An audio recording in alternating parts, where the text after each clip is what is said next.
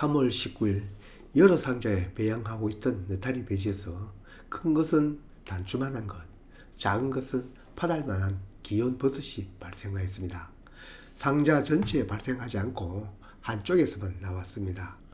봄 느타리 발생 저고는 18에서 24도라고 하는데 아직은 여기가 그 온도까지 가지 않습니다. 보통 4월이 되어야 그 온도가 되더군요. 올해도 건강원에서 칡찌꺼기 얻어다 이런 수출품 상자에 여러 상자 배양하였습니다. 5상자는 농장 하우스에 또 다른 5상자는 대구 주택에 두어 배양했는데 유독 이 2상자가 먼저 발생되었습니다. 배양 환경만 최적이면 한 달 정도 배양하면 버섯이 발생되는데 그냥 실온에서 배양하니 한 달이 넘었지만 다른 것은 그것도 아직 기척이 없습니다. 올라오면 금방입니다. 3월 23일 발생한 지 일주일이 되지 않아 벌써 수확입니다. 온도만 맞으면 이보다도 더 빨리 수확합니다. 배양은 잘 되었는데 아직 발생 재곤이 안 되어서인지 전체가 아닌 한쪽 구석에 난 것을 수확합니다. 얼마 나지도 않았는데 막상 수확을 하니 이만큼입니다. 온도 조금만 맞으면 이렇게 마구 올라옵니다. 이건 당시에는 장판지를 둘러 거기에 배지를 담고 손가락만한 구멍을 뚫어주었는데 그 구멍 사이로 이렇게 비좁게 나왔습니다. 재배사가 있어 적합한 환경을 만들어주면 1년에 여러 번 발생시킬 수 있지만 보통은 봄 한철이 서너 번 정도 수확을 하니 이 풍성함 때문에 해마다 칡느타리 재배를 하는지 모르겠습니다.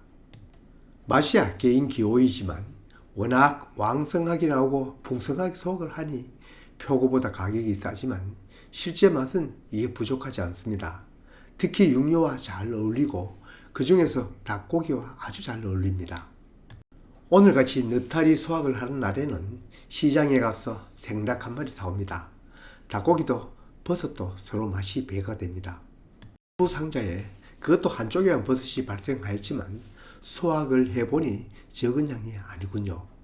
수확한 버섯은 조리에 바로 사용하지 않으면 보관을 하는데 표고는 말려서 보관하지만 물론 느타리도 말려 보관할 수도 있습니다만 벌써 살짝 데쳐 냉동실에 장기 보관해 두었다가 필요할 때 꺼내어 사용합니다. 1차 발생하였던 두 상자에 일주일이 되지 않아 2차 발생하였습니다. 놨던 자리가 아니고 1차에 발생하지 못한 놈인 것 같습니다. 이렇게 빨리 발생할지 모르고 뚜껑을 닫아두었더니 버섯 색깔이 연한 색입니다. 이렇게 자실체가 발생하여 자랄 때 빛이 많고 적음에 따라 색깔이 다릅니다. 밝을수록 진한 색이 됩니다. 발생량은 1차와 거의 비슷합니다. 버섯을 다 땄으면 아직 덜 자란 것은 그대로 두고 딴 자리는 말끔히 청소를 해야 합니다. 안 그러면 그 자리가 상해서 버섯 발생에 방해가 됩니다. 물론 물도 듬뿍 주어 배지가 마르지 않도록 해서 다음 발생을 기다립니다. 2차에 발생한 이 버섯도 장기 보관을 위해 일단 다듬습니다. 배지에 붙어있던 밑뿌리는 제거하고 서로 경쟁해서 고사한 버섯도 제거하고 큰 것은 쪼갭니다. 보관할 것은 물에 씻지 않고 신문지에 싸서 냉장고에 보관하면 됩니다. 그러나 장기 보관할 것은 끓는 물에 살짝 데칩니다. 데치는 방법은 나물 데치는 것과 별다르지 않습니다. 끓는 물에 넣었다가 다시 한번 끓어 넘치면 건져내 물을 빕니다. 물기를 제거한다고 빨래 짜듯이 짜는 것은 식감이 좋지 않습니다. 끓는 물에 소금을 넣고 안 넣고는 취향입니다.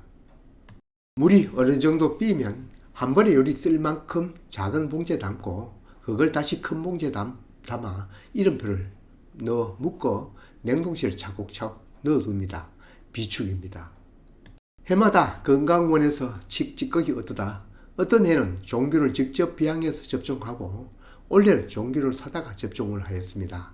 어쨌거나 고한 칡찌꺼기는 접종하기 전에는 잡균이 들어가지 못하도록 꼭꼭 싸매어 두었다가 뭉쳐진 칡찌꺼기를 뜯으면서 종균과 한테 섞거나 아니면 층층이 종균을 뿌리는데 당연히 칡찌꺼기에 비해 접종하는 종균 비율이 많을수록 배양도 빨리 되지만 잡균 침입이 적습니다.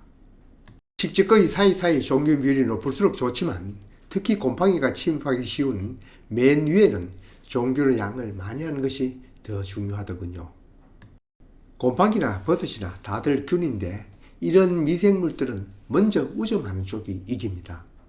발로 밟든 손으로 누르든 다져놓고 물은 쥐어짜면 손 사이로 물이 짜여 나올 만큼 주고 손가락만한 숨구멍 뚫어두고 뚜껑 덮어 쌓아두면 됩니다.